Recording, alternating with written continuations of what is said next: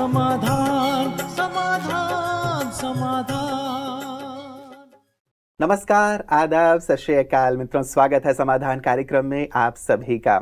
हमने कल परसों भी चर्चा की थी कि प्रजापिता ब्रह्मा कुमारी ईश्वरीय विश्वविद्यालय इस वर्ष को तपस्या वर्ष के रूप में मना रहा है, ताकि सभी तपस्या करके अपने संस्कारों में परिवर्तन लाएं, संसार में परिवर्तन आए, एक बेहतर विश्व का निर्माण किया जा सके। तपस्या की बहुत सारी चर्चा हमने कल भी की थी और मैंने कुछ वेद शास्त्र हमारी क्या कहते हैं उसमें खंगालने की कोशिश की कि तपस्या के बारे में उसमें क्या कहा गया है। तो बहुत सुंदर सी बातें मेरे हाथ लगी हैं। मैं चाहता हूं कि शुरुआत में मैं वो सारी चीज़ें आपके साथ भी शेयर करूं। मित्रों, शास्त्रों में ये कहा गया है कि तपस्या से आत्मा पवित्र होती है। तन को तो हम पवित्र कर लेते हैं नहा के, लेकिन आत्मा को जहाँ तक पवित्र करने की बात आती है तो वो तप से ही आत्मा पवित्र होती है, ऐसा शास्त्र कहते हैं। तपस्या से कर्मों की भी शुद्धि होती है। जो दुष्प्राप्य वस्तु हैं वो तपस्या से ही प्राप्त होती हैं, ऐसा योग वशिष्ठ कहता है। जो दुस्तर है, दुष्प्राप्त है, दुर्गम है, दुष्कर है, वो सब तप के द्वारा ही सिद्ध किया जा सकता है। ये मनुस्मृति में लिखा हुआ है। साथ ही शास्त्र ये भी कहते हैं कि तप द्वारा ज्ञान प्राप्त होता है। ज्ञान से मन वश में आता है। मन वश में आने से आत्मा की प्राप्ति होती है और आत्मा की प्राप्ति हो जाने से परमात्मा प्राप्त होते हैं। कितनी सारगर्भित बातें हैं जो वेदों, शास्त्रों और पुराणों में भी वर्णित हैं कि तप करना इसलिए आवश्यक है क्योंकि यही आत्म शुद्धि का मार्ग है, यही आत्म कल्याण का मार्ग है और यही वास्तव में उस परम सत्य तक पहुंचने का भी मार्ग है। इसीलिए शायद ब्रह्मा कुमारी इस वर्ष को तपस्या वर्ष के रूप में मना रही हैं और सभी को साधना के लिए, तपस्या के लिए प्रेरित कर रही हैं। ऐसी सुंदर चर्चा के साथ, बात के साथ आज के समाधान की शुरुआत करते हैं। अभिनंदन करते हैं आदरणीय भ्राता जी का। भ्राता जी, बहुत बहुत स्वागत और अभिनंदन है। शुक्रिया। ये सारी प्राप्तियां भ्राता जी, लाभ या प्राप्ति कह लें, शास्त्रों में भी वर्णित हैं। क्या इनके अतिरिक्त भी कुछ विशेष और प्राप्तियां तपस्या के द्वारा हाँ, बहुत सारी हैं और ये भी बहुत सुंदर हैं। जैसे सोना तप कर निखर जाता है, वैसे ही आत्मा तप के बिल्कुल कंचन समान पवित्र बन जाती है। कर्मों में शुद्धि आती है, मनचाही प्राप्तियां हो जाती हैं। मनुष्य को जो बहुत दुर्लभ लक्ष्य थे वो सहज प्राप्त हो जाते हैं। ये तो सब ठीक काम, परंतु एक बहुत बड़ी चीज जो कहीं ना कहीं लिखित तो है, योग तपस्या से मनुष्य के जन्म जन्म के विकर्म नष्ट हो जाते हैं। योग तपस्या से मनुष्य की आयु बढ़ जाती है। योग अभ्यास से कर्मों में कुशलता आ जाती है, कर्म सफल होने लगते हैं। जिस पथ पर हम चल रहे हैं उस पथ पर हम सफलता पूर्वक आगे बढ़ सकते हैं। ये योग अभ्यास ही है जो मनुष्य के मार्ग में आए हुए विघ्नों को नष्ट कर डालता है।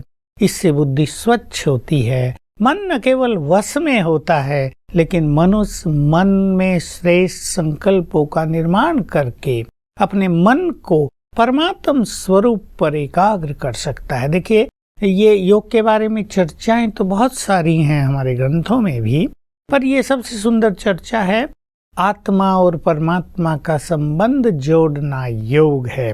चित्त की दूषित वृत्तियों का निरोध करना ये योग है। ये बहुत सुंदर व्याख्याएं हैं। तो सर्वश्रेष्ठ जो बात है वो ये है कि हम अपनी मन बुद्धि को परमात्मा पर स्थिर कर दें, उसके प्यार में मग्न हो जाएं, लव में लवलीन हो जाएं। उसके अलावा हमें कुछ दिखाई न दे, उसकी शक्तियां, उसकी एनर्जी हमारे अंदर आने लगे। इसकी बहुत आवश्यकता है और ये योग से प्राप्त होता है। तो ये योग है। दोनों एक ही प्रकार की बात। तपस्या इसलिए कहा जाता है जो चीज बार बार अभ्यास की, जिसके पीछे हम लग जाएं। जैसे एक विद्यार्थी है, वो अपनी एजुकेशन में बिल्कुल तल्लीन हो गया एक विशेष लक्ष्य को पाने के लिए, तो उसकी वो भी तपस्या है। लेकिन ये परमात्म स्वरूप पर स्थिर होने की तपस्या, जिससे आत्मशुद्धि होती है, आत्मा प्योरीफाई होती है, मन शुद्ध होता है, बौद्धिक विकास होता है, ये सर्वश्रेष्ठ। हम जो अब तपस्या या योग करने वाले हैं वो परमात्मा प्राप्ति के लिए कर रहे हैं या परमात्मा से प्राप्ति के लिए कर रहे हैं, क्या कहेंगे? हाँ, बहुत सुंदर ये क्वेश्चन है।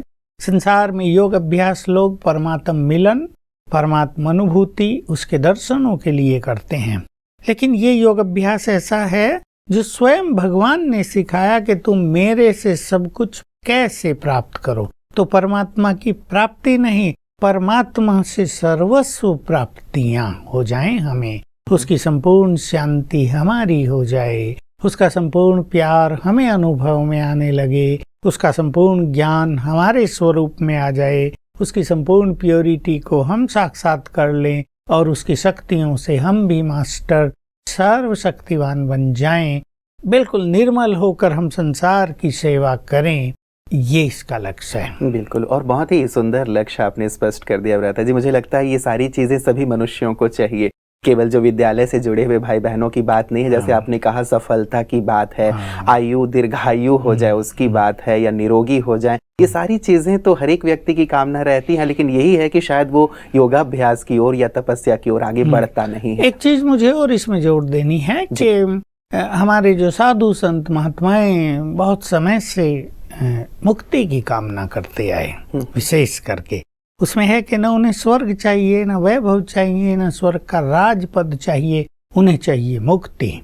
तो राजयोग से मुक्ति सहज प्राप्त होती है, क्योंकि राजयोग के बल से मनुष्य के विकार और विकर्म दोनों नष्ट हो जाते हैं। तो आत्मा कर्मातीत हो जाती है और वो मुक्त अवस्था का यही अनुभव करने लगती है और देह छोड़ने के बाद मुक्तिधाम चली जाती है। प्रभु जी, इसमें इस तपस्या में या इस योग में ऐसा क्या है कि हमें सहज रूप से जैसे हम निरोगी होते जाते हैं, या जैसे आपने कहा कि हमारी आयु बढ़ने लगती है, या और एक बहुत बड़ी प्राप्ति है। लोग कितनी सारी दवाइयाँ खा के सोचते हैं कि हम दीर्घायु हो जाएं, लेकिन यदि योग से, साधना से यदि हम दीर्घायु हो पा रहे हैं तो कितनी बड़ी प्राप्ति है। क्या ऐसा होता है योग करने से कि हम दीर्घायु हो जाते हैं या निरोगी हो जाते हैं? योग की शक्ति जब परमात्मा से हमें प्राप्त होती है तो वो शक्ति हमारे ब्रेन में भी फैलती है, हमारे देह में भी फैलती है। तो इससे हमारा देह एनर्जेटिक हो जाता है। मुझे बीच में याद आ गई ये बात, इसलिए मैं थोड़ा रुक रहा था। अभी हमारी दादी जानकी जी जो 100वें वर्ष में प्रवेश कर चुकी हैं, उनकी ऐसी तबीयत खराब हुई, आज ही मुझे डॉक्टर कह रहे थे कि कई घंटे तक वो इस स्थिति में आ गई जहां डॉक्टर समझ लेते हैं कि अब खेल समाप्त हो गया। कहा शरीर कोई रेस्पॉन्स ही नहीं कर रहा था, और वो फिर एनर्जेटिक हो गई और लंदन पहुंच गई पुनः सेवा के लिए। मैं सोच रहा था ये प्रभु प्रसाद उन्हें मिला है, उनकी ब्लेसिंग्स मिली है, क्योंकि बाबा जब आए उनके सिर पे हाथ रख दिया था, एनर्जेटिक हो गई वो एकदम से, जो डेड हो गई थी। तो योग बल भी एक ऐसी चीज है जिसमें हम परमात्मा से जुड़ जाते हैं, उसकी ब्लेसिंग्स हमें मिलती है। विशेषकर हमारे मन में बहुत शक्ति आ जाती है, मन प्रसन्न होता है, मन शांत होता है, तनाव से मुक्त होता है। और देखिए, जिस व्यक्ति को बहुत तनाव रहता हो, जिसका मन बहुत निर्बल हो गया हो, जिसको बहुत निगेटिव विचार चलते हों, उसका देह तो दिनों दिन वीक होता जाएगा और वो बिल्कुल निर्बल होता जाएगा, जल्दी उसकी मृत्यु होगी। हम रोज समाचार सुनते हैं, अभी कुछ ही दिन पहले समाचार आया, एक युवक जो बहुत सोचता था, बहुत निगेटिव सोचता था, कोमा में चला गया। कारण कुछ नहीं था, केवल निगेटिव चिंतन। उसको डॉक्टर सावधान कर रहे थे, तुम जाने वाले हो या तो बचो। तो देखिए, योग अभ्यास मन को बहुत प्रसन्न कर देता है, चिंताओं को हर लेता है। हमारे यहाँ आने वाले हार्ट पेशेंट ठीक हो गए जब उन्हें खुशी मिली, जब उन्हें आत्मा का ज्ञान मिला, जब वो आत्मिक स्वरूप में स्थित हो गए। मृत्यु का जो इंतजार कर रहे थे, अब शायद मृत्यु को उनका इंतजार करना पड़े लंबा समय तक। हजारों केस हमारे यहाँ हार्ट पेशेंट्स के हो चुके हैं। डॉक्टर सतीश गुप्ता जिसका इलाज करते हैं योग बल से, ऑपरेशन के बिना।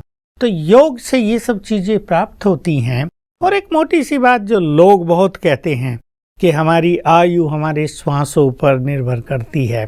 तो जब हम अशरीरी होने का अभ्यास करते हैं, जब हमारा चित्त शांत हो जाता है, तो श्वास की गति बहुत धीमी पड़ जाती है। ये हम सब जानते हैं जी जी।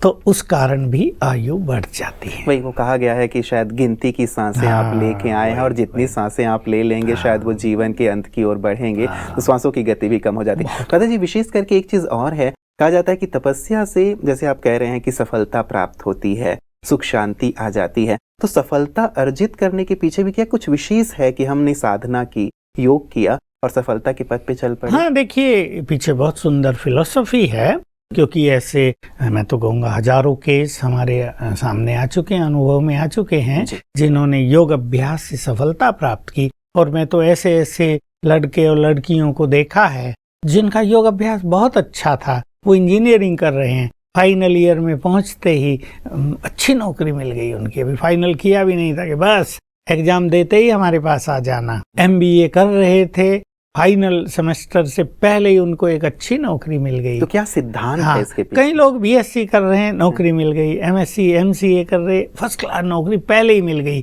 इसके पीछे एक बहुत सुंदर सिद्धांत ये जो हमारे सभी युवकों को जानना चाहिए। हमारे मन से जो जैसे हमारे विचार होते हैं उससे वाइब्रेशंस चारों ओर फैलते हैं। अब जो युवक निगेटिविटी में रहते हैं, जो युवक परेशान मनोस्थिति में रहते हैं, जो टेंशन में रहते हैं, या जिन्होंने अपनी मनोस्थिति को बुरे संग के कारण बिगाड़ लिया है, उनसे निगेटिव एनर्जी चारों ओर फैलती है। और जब कोई भी व्यक्ति इंटरव्यू लेने आता है या साक्षात के लिए उन्हें देखने ही आता है कैसा स्टूडेंट है, तो निगेटिव एनर्जी जैसे ना करा देती है।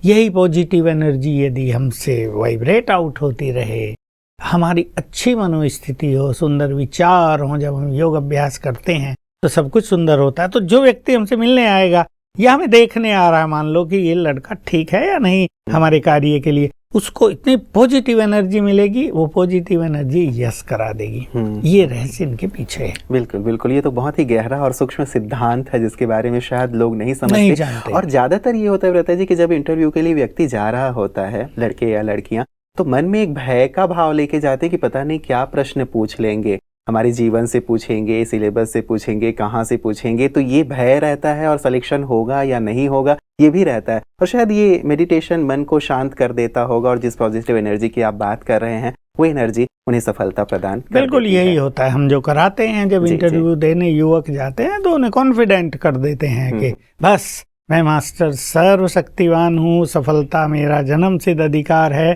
बस इस इंटरव्यू से मेरे हाथ में अपॉइंटमेंट लेटर आया कि आया। विजन देखो, निर्भयता से, बड़े उमंग उत्साह से, मुस्कुराते हुए आप इंटरव्यू देने जाओ। तो देखिए उन पर जो इफेक्ट होगा इस पॉजिटिव एनर्जी का, वो देखेंगे लड़का अरे तो जोरदार है, वही कहेंगे ये हमारे काम का। ऐसे हुआ है कईयों के साथ, ये हमारे काम का है। उसमें हमने देखा जिनकी बहुत अच्छी परसेंटेज थी वो रह गए क्योंकि बड़े घबराए हुए थे, कुछ का कुछ बोल रहे थे, आंसर कुछ के कुछ दे रहे थे, और जिनकी कम परसेंटेज थी उनका सिलेक्शन हो गया। बिल्कुल, तो शायद ये वाली बात हो गई कि जिसका स्पिरिचुअल क्वोशंट बहुत हाई है वो सेलेक्ट हो जाते हैं और मेडिटेशन इस चीज को बहुत ज्यादा बढ़ा देता है। एक बात भ्राता जी आपने कही वो बहुत ही महत्वपूर्ण और गहरी लगी मुझे कि सदियों से बहुत सारे लोग मोक्ष की कामना करते रहे हैं कि हमें मोक्ष प्राप्त हो जाए, इस आवागमन से हम छूट जाएं, लेकिन तपस्या से शायद यही हम मुक्ति की अवस्था का अनुभव कर सकते हैं, मोक्ष की अवस्था का अनुभव कर सकते हैं। ये कैसे संभव है? युगों से हमारे आचार्य, ऋषि मुनि और बहुत अच्छे तपस्वी, उनकी इच्छा ये थी, और पुराणों में तो दिखाया कि भगवान प्रसन्न हुए और कहा तुम मुक्ति की बात छोड़ो, तुम्हें हम स्वर्ग का राज देते हैं। कहा नहीं, हमें तो मुक्ति चाहिए। तो इसमें सिंपल सी बात जानने योग्य जो एक आम व्यक्ति भी जान सकता है कि जब आत्मा परमधाम से इस धरा पर आई थी तो बिल्कुल स्वच्छ, परफेक्ट, निर्मल थी। धीरे धीरे ये विकारों का, विकर्मों का बोझ उस पर चढ़ता गया। तो हम सबके साथ विकर्म और विकार ये साथ चल रहे हैं। हम इन्हें नष्ट कर डालें तो हमारी मुक्ति धाम की राह स्पष्ट हो जाएगी।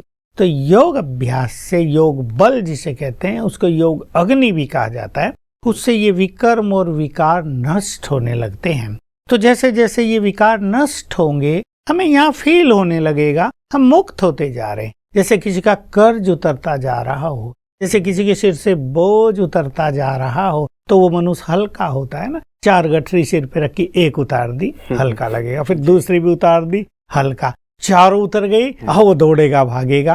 तो ऐसे ये जो विकारों का बोझ है, पाप कर्मों का बोझ है, जिसका मनुष्य को पता नहीं, लोग इन्हें संचित कर्म कहते हैं। इकट्ठे हैं हमारे पीछे विकर्म, जिसको लोग कहते हैं पाप की गठरी सिर पे रखी है। वो सिर पे तो नहीं पर अंदर समाई हुई है। योग बल से ये उतरती जाती है, मन एकदम निर्मल होता जाएगा, व्यर्थ संकल्पों से मुक्त होता जाएगा, तनाव चिंताओं से मुक्त होता जाएगा और जीवन में रहते ही मनुष्य ऐसा अनुभव करेगा वो पूरी तरह से बंधन मुक्त है। तो बंधन मुक्त होते ही समझ लें मुक्ति उसके लिए श्योर हो गई। बिल्कुल। और एक चीज ये भी कही जाती है व्रता जी, हम भी गाते रहे हैं कि लागा चुनरी में दाग छुड़ाऊं कैसे। तो शायद आत्मा में जो ये विकारों के दाग हैं, जिसकी लगातार हमारी चर्चा होती रहती है कि क्रोध आ गया है, लोभ आ गया है, मोह आ गया है, या काम वासना ईर्ष्या द्वेष का भाव आ गया है, और इनसे व्यक्ति छूटने की कोशिश भी करता है तो छूट नहीं पाता, इसीलिए उसने स्वीकार कर लिया है कि इसके साथ ही जीना है। क्या तपस्या करने से ये सारी चीजें भी हमसे दूर होती जाएंगी? देखिए ये हुआ हमारे तपस्वियों के साथ के क्रोध नहीं छूटा। जी जी।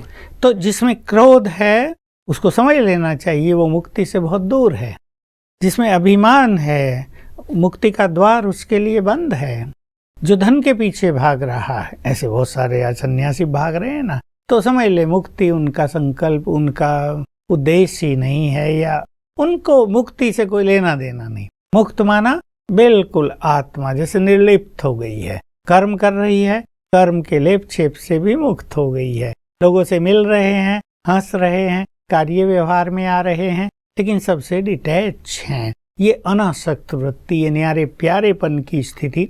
तो क्या हुआ आज तक तपस्या में कि मनुष्य ने मन को साधने की तपस्या की, मन को शांत करो, इसे दौड़ने न दो, लेकिन विकारों का फोर्स उन्हें ऐसा करने नहीं देता था। कारण यही कि ये जो तपस्या है ये इनकम्प्लीट रही, अपूर्ण रही। संपूर्ण तपस्या है जब हमारा कनेक्शन सुप्रीम से हो जाए, जो सर्वशक्तिवान है, जो पतित पावन है, तो उसकी एनर्जी हम में आने लगती है। देखिए हम उससे जुड़ गए, वो है पवित्रता का सागर। तो जो पवित्र वाइब्रेशंस उससे हमें आएंगे वो हमें पवित्र करेंगे, वासनाओं को समाप्त करेंगे। बिना इसके वासनाएं समाप्त नहीं हो सकती। मन को हमने यदि शांत कर भी लिया तो वासनाएं वहीं की वहीं दब के रह गई, वो अब उछल नहीं रही हैं। इससे मनुष्य ये ना समझ ले कि वासनाओं पे विजय प्राप्त कर ली। दूसरी बात, क्योंकि सांसारिक स्थितियों से मनुष्य को गुजरना पड़ता है, हम फील्ड में रहते हैं, तो जब हम सर्वशक्तिवान से बुद्धि योग लगाते हैं तो उसकी शक्तियां हमें मिलती हैं और मन हमारा इतना पावरफुल होता है कि अगर कोई विकार आ रहा है, मान लो क्रोध की परिस्थिति बन गई, तो हम अपने को कंट्रोल कर सकते हैं। तो जबरदस्ती कंट्रोल करने वाली बात नहीं, मन को इतना पावरफुल बना देना है कि मन हर परिस्थिति का आराम से सामना करे, और ये होता है जब सर्वशक्तिवान की एनर्जी हमें आती है। तो ये राजयोग स्वयं भगवान ने सिखाया, जो आज तक किसी को पता नहीं था। महर्षि पतंजलि ने योग दर्शन की रचना की, मैंने उसका सब देखा है। आत्मा होना, परमात्मा से जुड़ना, इसकी चर्चाएं नहीं है, केवल मन की वृत्तियों को शांत कर दो। तो यहाँ तक रह गए। तो इस राजयोग से इसलिए हमें मुक्ति का अनुभव यही होने लगता है, क्योंकि परमात्मा शक्तियां हमें मिलती हैं। और एक इम्पोर्टेंट बात कि जिनको परमात्मा से मिलन का आनंद लेना था, उनकी ये इच्छा पूर्ण होती है। जब हम योग युक्त होते हैं, हम उनसे बात कर सकते हैं, उनके पास जाकर बैठ सकते हैं, उन्हें अपने पास बुला सकते हैं, तो परमात्म मिलन का अतीन्द्रिय सुख हमें भासने लगता है, जो शायद मुक्ति से भी बहुत कहीं बढ़कर है। इससे बड़ी चीज और क्या हो सकती है व्रता जी, कि हम भगवान के इतने समीप पहुंच जाएं और उनसे बात कर पाएं। तो इससे मुझे लगता है कि मुक्ति से शायद क्या सचमुच बहुत श्रेष्ठ अवस्था है कि हम परमात्मा के अंग संग रहें। तो व्रता जी, केवल क्या ये साधु संतों की ही बात है, या एक आम व्यक्ति जो संसार में रह रहा है वो भी इस मोक्ष या मुक्ति का आनंद ले सकता है अपने कर्तव्यों को करते अगर हुए? वो इनके पीछे लग जाए। देखिए बहुत सारी स्थितियां हैं इसमें कि कर्म करते हुए कर्म के प्रभाव से मुक्त रहना जी, कर्म करना और डिटैच हो जाना, कर्म निमित्त भाव से करना, कर्म करके परमात्मा को समर्पित कर देना, ये ऐसे अभ्यास हैं जो कोई भी मनुष्य, चाहे वो गृहस्थ में हो, नौकरियों में हो, अगर वो इनको सीख ले और इसको अपनी साधना बना ले, तो ये सब अभ्यास उसके लिए सहज हो जाते हैं और तब उसको योग युक्त होना भी सरल होता है। तो आम व्यक्ति भ्राता जी कई बार इन सब चीज़ों के बारे में इतनी गहराई से नहीं सोचता है, जैसा चल रहा है वैसा चल रहा है, ऐसा वो मानता है। अब इसके लिए उसके पास वक्त भी नहीं है। आप ऐसे लोगों को क्या सजेस्ट करेंगे? क्योंकि तपस्या वर्ष चल रहा है, हम सब भी साधना और योग का आनंद ले रहे हैं। तो जो हमारे ऐसे भाई बहनें हैं जो घर में हैं, सुबह 9 बजे जाते हैं, रात को 9 बजे आते हैं, बहुत व्यस्त हैं, उनके लिए सहज कैसे हो? इसके अलावा भी मैं इस प्रश्न के साथ कुछ और जोड़ना चाहता हूँ।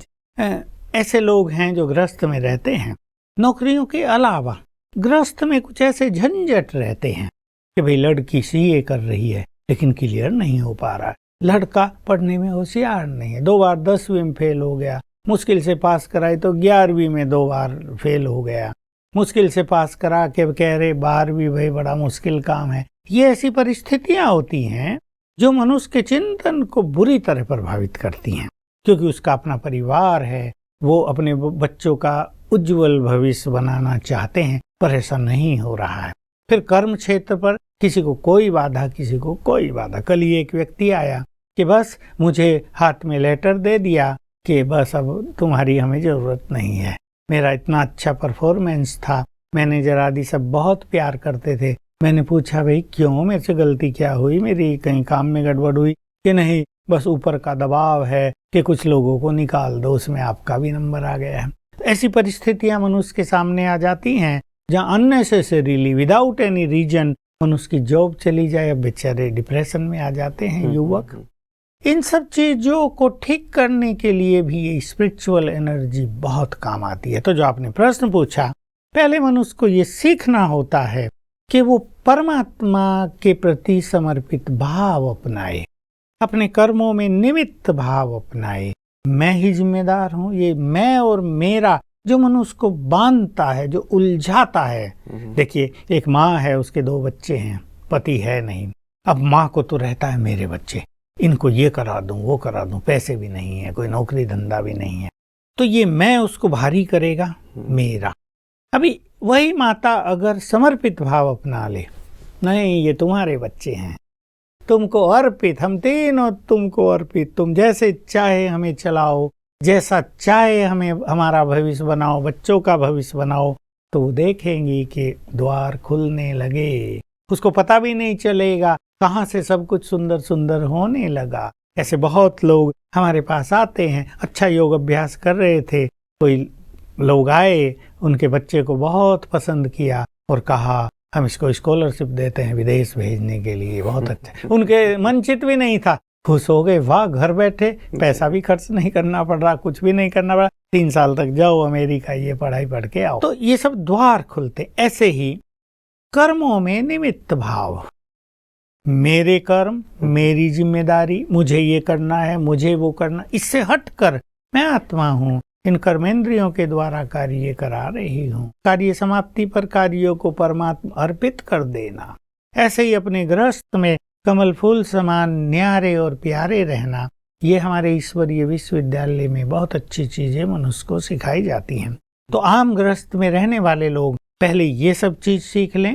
इम्पोर्टेंट बात ये है, उलझे नहीं, और ये जान लें, अच्छी तरह इस बात को नोट डाउन कर लें कि योग बल से सभी उलझने समाप्त हो जाती हैं, हमारा भविष्य का मार्ग स्पष्ट हो जाता है। इसलिए हमें चिंता नहीं करनी चाहिए, बल्कि योग अभ्यास करना चाहिए, इससे सब कुछ हमारे अनुकूल हो जाएगा। लेकिन आज जो हमारी दिनचर्या में जो समस्याएं आ रही हैं, उन सब का भी समाधान यही है जो आप कह रहे हैं, क्योंकि जब तक योग नहीं होगा, थोड़ी सी तपस्या नहीं होगी, तब तक शायद हम ये जो छोटी मोटी हमारे पास प्रॉब्लम्स आती हैं उनसे मुक्त नहीं हो पाएंगे। तो ये हर एक व्यक्ति का सब्जेक्ट है, केवल साधकों का सब्जेक्ट नहीं है जो कि संन्यास ले चुके हैं, संत बन चुके हैं, लेकिन हर एक घर में योग की आवश्यकता है। हाँ, जो भी देखिए, राजयोग माना सभी आत्माएं भगवान की संतान हैं, वो चाहे मुस्लिम्स हैं, चाहे क्रिश्चियंस हैं, चाहे बुद्धिस्ट हैं। मैं तो कहूँगा अभी सभी मुस्लिम्स को भी अपने खुदा से मिलने की तैयारी कर लेनी चाहिए। अब ये दीवार तोड़ देनी चाहिए, ये हिंदू या मुस्लिम, इन सब दीवारों को तोड़कर हम सब आत्माएं हैं, रूहें हैं, और खुदा से मिलने की अब तैयारी करें और ये सीख लें। अपने कर्मों में हम अपने परम पिता के साथ, अपने रूहानी बाप के साथ रह सकते हैं।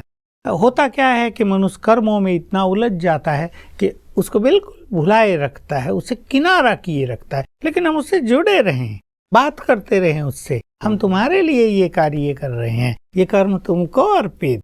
तो निरंतर अगर हम उनसे जुड़े रहेंगे तो उनकी शक्तियां, उनकी मदद, बहुत अच्छा कोऑपरेशन हमें हर कर्म में महसूस होता रहेगा। और ये योग युक्त जीवन है, ये एक सिंपल सहज तपस्या है और हर एक कर सकता है। ये सबसे बड़ी बात है भ्राता जी, क्योंकि मुझे लग रहा था कि शायद ये तपस्या शब्द बहुत ही बड़ा सा लग रहा है कि व्यक्ति अपने कारोबार में रहते हुए, घर में रहते हुए पता नहीं कर पाएगा या नहीं कर पाएगा। लेकिन आपने इसे बहुत सिंप्लीफाई किया कि हर एक को करने की आवश्यकता है और हर एक कर सकता है। भ्राता जी, एक बात जो आपने कही बड़ा ही महत्वपूर्ण है कि सभी धर्मों के लिए, चाहे वो हिंदू हैं, मुस्लिम हैं, सिख हैं, ईसाई हैं, पारसी हैं, हर एक धर्म वाले को तपस्या की या योग की या उस परम सत्ता से जोड़ने की आवश्यकता है। ये कैसे संभव हो? क्या ब्रह्मा कुमारियां इस तपस्या वर्ष में इसके लिए भी कुछ प्रयास कर रही हैं? हमारे लिए तो सबका आह्वान है। हमारा परमपिता तो सबका परमपिता है। वो हमारा परमपिता नहीं क्योंकि वो निराकार है, वैसे भी ईश्वर एक है, विश्व पिता है। कोई उसे खुदा अल्लाह कहे, गॉड फादर कहे, नाम भिन्न भिन्न दिए जाएं। हमारे यहाँ तो सभी धर्मों के लोग आ रहे हैं, हम उनको वेलकम करते हैं, क्योंकि ये धर्म नहीं है, ये तो आत्मा का परमात्मा से मिलन कराने का मार्ग है। यानी रूह को रूहानी बाप से मिलाने की ये विधि है। तो सभी इसका आनंद लें और यही हमारी खुशी है कि सभी धर्मों के हमारे भाई बहनें अपने परमपिता से, अपने खुदा दोस्त से मिलन करें और अपने जीवन की यात्रा को सार्थक करें। क्या सभी धर्म वाले भ्राता जी ब्रह्मा कुमारीज में आते हैं और आकर के ये योग का अभ्यास करते हैं? हो ही ऐसे रहा है। बहुत सारे मुस्लिम्स जो बहुत ब्रॉड माइंडेड हैं अब राजयोग सीख रहे हैं और उन्हें पता चल रहा है कि कुरान शरीफ में जो कुछ कहा है उसको अब हम जीवन में ला सकते हैं। मैं हमेशा ये बात कहा करता हूँ कि जो कुरान शरीफ में कहा है, जो गुरु ग्रंथ साहब में कहा है, जो बाइबल में करने को कहा है, उसको यदि आप करना चाहते हैं तो राजयोगी बनो। आपको उन चीजों के भी गुह्य रहस्य समझ में आएंगे। मुझे अभी एक लेडी ने कांटेक्ट किया जो 40 वर्ष की है, मुस्लिम है, और कहा मैंने जैसे ही राजयोग सीखा और ये ज्ञान लिया, मुझे पता चला कुरान शरीफ में कितनी सुंदर बातें लिखी हैं जिसको हम आज तक समझते ही नहीं थे। उसके गुह्य रहस्य हमें समझ में आने लगे। तो मैं तो अपने सभी धर्मों के भाई बहनों को कहता हूँ कि आइए, आपका स्वागत है और इस खुदा दोस्त के मिलन के पथ पर आगे बढ़िए। जी जी जी, चलिए बहुत बहुत शुक्रिया भ्राता जी आज के सुंदर प्रकाश के लिए। तपस्या शब्द जो है भले ही जटिल, जैसे मैंने पहले कहा, लगता है, लेकिन आप सरल करते जा रहे हैं।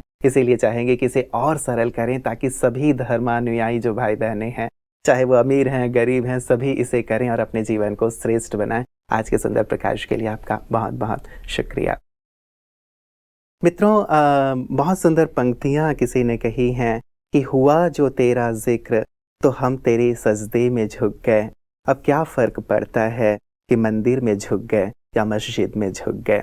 वास्तव में धर्म तो हमने यहाँ बनाए हैं, लेकिन ईश्वर वो तो एक ही हैं, चाहे हम उसे अलग अलग नामों से पुकारें। और ये तपस्या या ये साधना, ये जो योग है, जो उस परम सत्ता से जोड़ने वाला है, सबके लिए है, हर एक इंसान के लिए है, क्योंकि हम इंसान पहले हैं, धर्म बाद में है। जब हम उनसे जुड़ जाते हैं तो सचमुच ये सारी दीवारें गिर जाती हैं, हमारा जीवन परिवर्तित होने लगता है, हम सुख शांति से संपन्न होने लगते हैं और हम चाहते ही यही हैं कि हम खुशहाल हों, समाज खुशहाल हो। अल्टीमेट हम सबका लक्ष्य यही होता है। और योग से जो इतनी सारी प्राप्तियां भ्राता जी ने आज भी हमसे स्पष्ट की हैं कि ये सारी चीजें हम तपस्या से, साधना से प्राप्त कर सकते हैं। तो क्यों ना तपस्या के मार्ग पे सब चीजों को भूल के आगे बढ़ें और अपने जीवन को खुशहाल बनाते चलें। तपस्या की इस सुंदर चर्चा को हम आगे भी जारी रखेंगे। बने रहिएगा समाधान कार्यक्रम में हमारे साथ। नमस्कार।